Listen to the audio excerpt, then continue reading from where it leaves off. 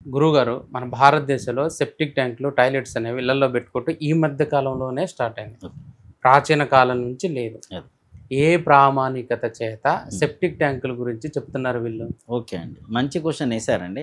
చాలామంది అడిగేది ఏంటి అంటే, వాస్తవానికి పురాతన శాస్త్రంలో టాయిలెట్స్ లేవు, సెప్టిక్ ట్యాంకులు లేవు, మరి దేన్ని ప్రామాణికంగా చెప్తూ ఉన్నారనే క్వశ్చన్. సో నేనేమంటాను అంటే, నేను కూడా కొన్ని వీడియోలలో వీధి పోట్ల గురించి చేశానండి. చేస్తే కొంతమంది ఏం క్వశ్చన్ వేశారంటే, ఏ పురాతన గ్రంథాల్లో ఉన్నాయి నువ్వు చెప్పే వీధి పోట్లు, ఏ పురాతన గ్రంథాల్లో ఉన్నాయి అంటే, కొన్ని సబ్జెక్టుకు యాడ్ చేయాల్సి వస్తుంది. వాస్తు శాస్త్రానికి పేజెస్ యాడ్ చేసుకుంటే వెళ్ళిపోవాలి.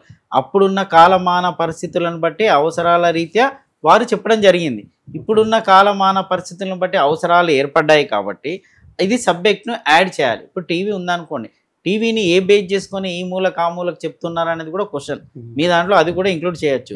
అంటే ఒకప్పుడు టీవీని సౌత్ అండ్ వెస్ట్ వాళ్ళకు పెట్టమని చెప్పాం, వాస్తులో లేదు. సౌత్ వెస్ట్ ఎందుకు చెప్పాము అని అంటే, బరువును పాయింట్ ఆఫ్ వ్యూలో చూసుకొని సౌత్ వాళ్ళు పెట్టుకోండి, వెస్ట్ వాళ్ళకు పెట్టండి అన్నాను. ఇప్పుడు నాలాంటి వాళ్ళు ఏం చెప్తున్నాము అంటే, తూర్పు లేదా ఉత్తరం కూడా హ్యాంగ్ చేయండి అంటే అప్పుడు బరువు, ఇప్పుడు లైట్ వెయిట్ కదా. అదేవిధంగా వాస్తులో టాయిలెట్స్ లేవు, సెప్టిక్ ట్యాంక్ లేదు, కానీ ఇప్పుడు టాయిలెట్స్ అవసరం వచ్చేసింది కదా. వచ్చేసింది కాబట్టి టాయిలెట్స్ నిర్మాణం ఇప్పుడు నైరుతి ఉంది. 1980s నుంచి మన ఆంధ్రప్రదేశ్ తెలంగాణ కల్చర్ ఏంటంటే, నైరుతిలో టాయిలెట్ పెట్టడం కల్చర్. అప్పుడు కూడా మైనస్లు ఎవరికి తెలియవు. నైరుతి అంటే రాక్షసుడు రూమ్ కదా, అక్కడ టాయిలెట్ కట్టేయండి అని అందరు కట్టేశారు. కానీ అక్కడ ఉండడం వల్ల ప్రమాదాలు జరుగుతున్నాయి.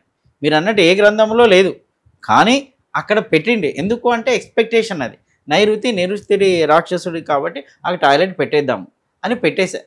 కాలక్రమేణా దానివల్ల ప్రమాదాలు జరుగుతున్నాయి, సక్సెస్ రేట్ లేదు, ఆపరేషన్స్ అవుతున్నాయి, కోర్టు కేసులు అవుతూ ఉన్నాయి, శివాలయం ఇంటికి వస్తున్నాయి అని చెప్పేసి నైరుతిలో పెట్టమని చెప్పిన వాళ్ళే ఇప్పుడు నైరుతి వద్దండి అని దాన్ని సరిచేయడం జరిగింది. అదేవిధంగా సెప్టిక్ ట్యాంక్స్ విషయానికి వచ్చి, ఎట్లా టాయిలెట్ పెట్టామంటే సెప్టిక్ ట్యాంక్ పెట్టాలి కదా. అప్పుడేం చేశారు అంటే, ఆగ్నేయ మూలకు కానీ వాయువ్య మూలకు కానీ పెట్టేసుకోమన్నారు. సో ఆగ్నేయ మూలకు పెట్టేసేయడం అంటే అది ఆగ్నేయం కాబట్టి అక్కడ తీసుకుంటుంది, శుక్రుడు ఉంటాడు కాబట్టి సో అది తీసుకోవచ్చు అనే కాన్సెప్ట్ తోటి ఆగ్నేయాన్ని ప్రిఫర్ చేశారు. కానీ ఆగ్నేయ మూలంలో వెళ్ళి పెట్టడం వల్ల ఏమవుతుందంటే అనారోగ్య సమస్యలు వస్తున్నాయి, ఇంట్లో ఉన్న వాళ్ళకి పెళ్ళిళ్ళు కావట్లేదు, శుభాలే జరగట్లేదు.